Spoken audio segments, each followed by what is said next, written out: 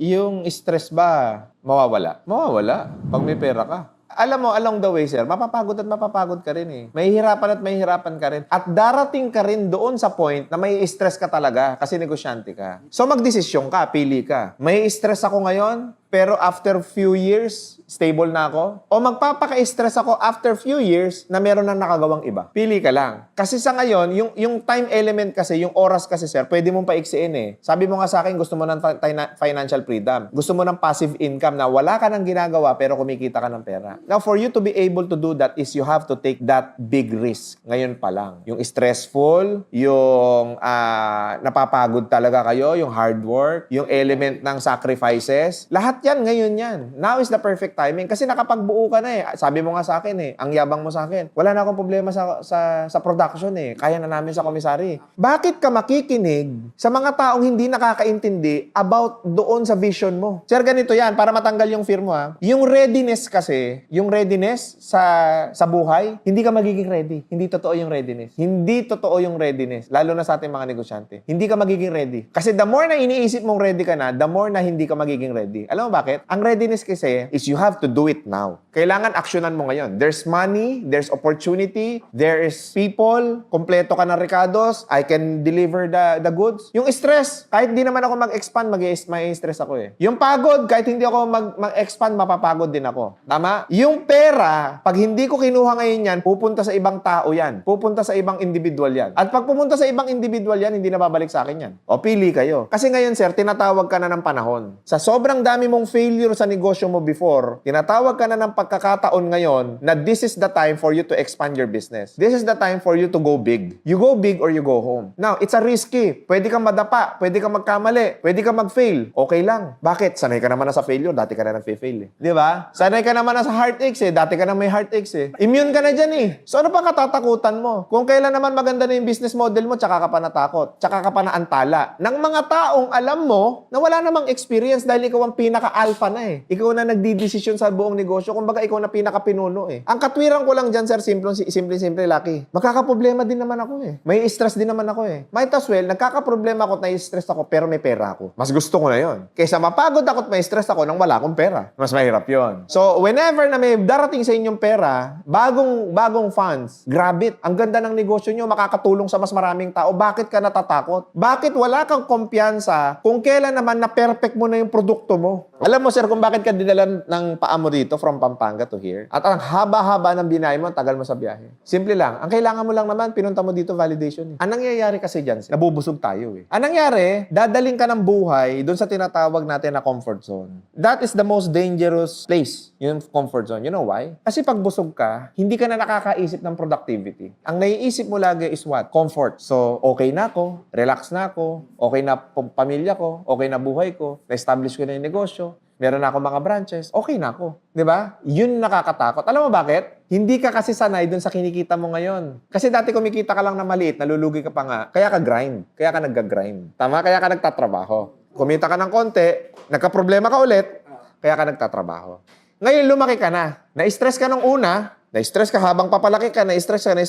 Yung stress kasi nakakapagpalaki sa'yo eh. Ngayon, medyo okay ka na, lumaki ka na eh. Ayun ang matindi niyan, nawala yung stress. Kaya nangyari sa'yo, naging complacent ka. Kumbaga, okay na ako dito eh. Buhay na yung pamilya ko, okay naman yung mga tao ko, masaya na sila. Okay na ako sa ganito. Anong nangyari, pumetics kayo lahat. Nag-relax kayo. Okay na tayo eh. Stable na. Nandito na tayo sa stable stage eh. You think stable stage. Ngayon, ito yung mangyayari, sir. Darating ang panahon na iidad ka. Natatakbo ang 1 taon, 2 taon. Maybe 3 years. Pagtakbo ng ilang panahon ngayon, sir, masasanay ka doon sa kinikita mo at magsasawa ka. Because ang tao, walang kakontentuhan. Alam mo kung bakit hindi nakokontento tao? Kasi lumalaki yung tinatawag natin na human needs. At pag lumalaki yung human needs natin, yung pangangailangan natin, Sir Lucky, bilang tao, kailangan lumalaki yung kita mo. Tumataas ang lifestyle, wala kang magagawa.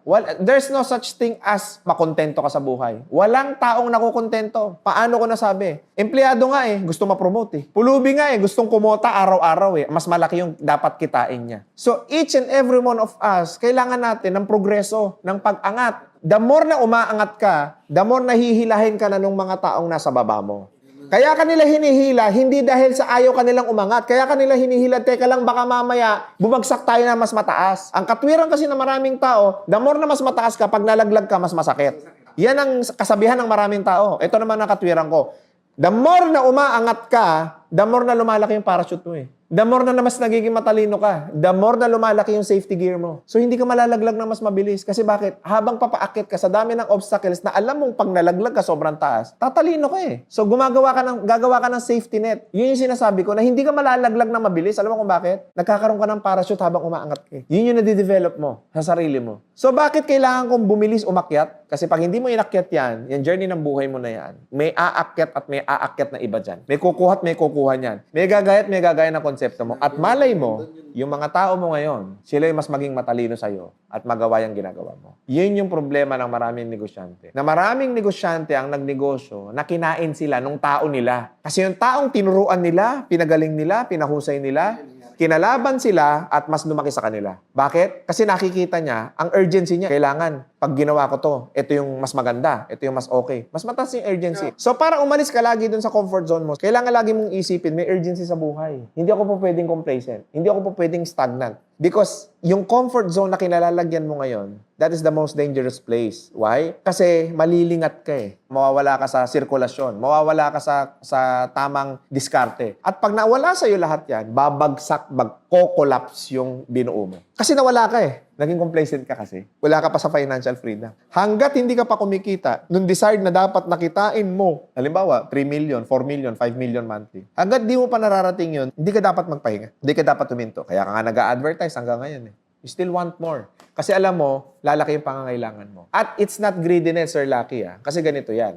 Once na nag-e-expand ka, hindi na ikaw lang eh. Hindi na sa pamilya mo na lang. Yung mga taong nakasuporta sa'yo, kailangan dumating din sila dun sa next level ng buhay nila. At magkakaroon ng panibagong tao na dadalhin mo rin dun sa next level ng buhay nila. At magkakaroon ng panibagong tao ulit na dadalhin mo ulit dun sa next level ng buhay nila. Ibig sabihin, as entrepreneur, as business owner, responsibility natin na mapaangat din ang buhay ng mga tao natin. So, hindi ka dapat pumetics. Hindi ka dapat makontento sa ganyan. Kasi yung contentment, temporary yan. 1 to 2 years kontento ka. Pero maniwala ka sa akin, the 3rd year, the 4th year, the 5th year, mawawala yung contentment mo na yan. Bakit? You will still wanting for more. Ang tingin sa akin, sira ulo na ako eh. Tama lang. Bakit? Kung gusto mo yumaman, dapat sira na ulo mo. Sir, ito tandaan mo. Ang normal kasi na tao, ang gusto niyan petik sa buhay eh. Ang gusto niyan relax sa buhay. Ang gusto niyan yung walang stress. Ito problema. Pag dumating sa kanila yung malaking unos o pagsubok ng buhay, pag ang stress nila sobrang laki. Bakit? Hindi sila nakapaghanda. Hindi sila nakapag-prepared. Yun yung totoo niyan. Pero sir, ito yan Kung susundin mo yung advice ko, 2 years, 3 years, 4 years from now, financially stable ka na. And when I say financially stable, you can do whatever you want in life. Ang sarap nun. Ang nabibigay kasi sa atin ng pera, kumbaga prosperous tayo sa buhay, ang naibibigay sa atin yan, simple lang eh. Choice sa buhay. Pwede kang mag-commute, pero pwede kang gumamit ng kotse. Kasi ang mga mahihirap, commute lang sila. Pwede kang mag-aeroplano, pwede kang bumiyahe by land kasi may pera ka. Pwede kang mag-asawa, pwedeng hindi. Pwede kang pumunta ng abroad, pwedeng hindi. Pwede kang pumasok sa opisina, pwedeng hindi rin. Nagkakaroon ka ng option sa buhay. At yung option sa buhay na yun yung nabibili ng pera. At pag nagkaroon ka ng ganon, magkakaroon ka rin ng maraming option to provide to other people. Kasi sobra ka na eh. The bottom line is, sundin mo yung intuition mo. Sundin mo yung hinahanap sa'yo ng pagkakataon ngayon. Kasi, hindi ka maiintindihan ng mga taong mas mababa sa'yo. Ang makakaintindi sa'yo, yung taong kalibel mo o mas mataas sa'yo. Mabibigyan ka nila ng tamang payo. Diba? Kasi subordinates mo sila eh.